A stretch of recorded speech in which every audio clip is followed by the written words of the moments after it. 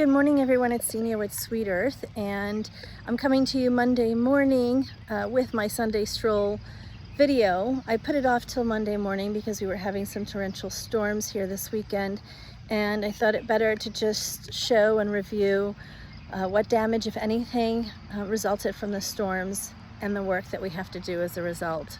So I'm going to turn this around. Okay, so we see that there's a lot of plants that have kind of fallen over that we did not net or stake, and that's going on the to do better next year list, and some of that is a scabiosa.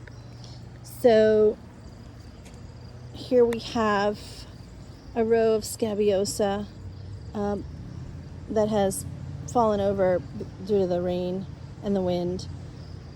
We're going to stake these up. Better late than never, and we can use some of these for bud vases because we're going to cut them off, some of these blooms,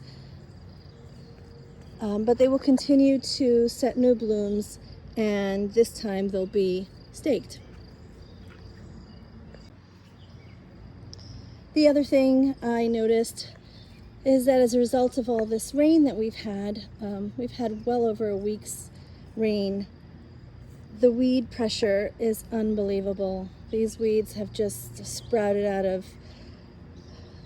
within a week out of nowhere. We weeded this bed just less than 2 weeks ago. So the good news is the lisianthus has put on some nice growth, and with all of this rainwater, it's time to lift this netting so that we can better support these plants. But this bed has to be weeded. The lisianthus does not like to live amongst the weeds. I almost don't even want to come into this garden area because the weed pressure is just out of control.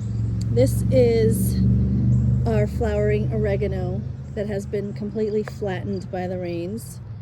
Once they dry off, they will perk up a bit, and we'll be able to cut this back and have it flush again for us. This is the overwinter dahlia patch, and they've been corralled, so they held up well against the rainstorms, but the blooms did get quite damaged, and all of this rain has really increased the pest pressure, specifically from earwigs and slugs. So I will have to take care of some of that. I'll do another video to show what I do to kind of clean up the dahlias and work on keeping the pest pressure under control. These last few rows here, were dahlias that were not overwintered and planted at various times. So the larger, taller ones were planted in mid-May, and this last row here was a Hail Mary row that I threw in last minute to just plant the rest of the dahlias. And so these are much shorter. They were planted in June, and you could see that the weed pressure is really significant in this bed. I used some compost that apparently seemed to have had a lot of celosia seed in it, so I guess that's a plus.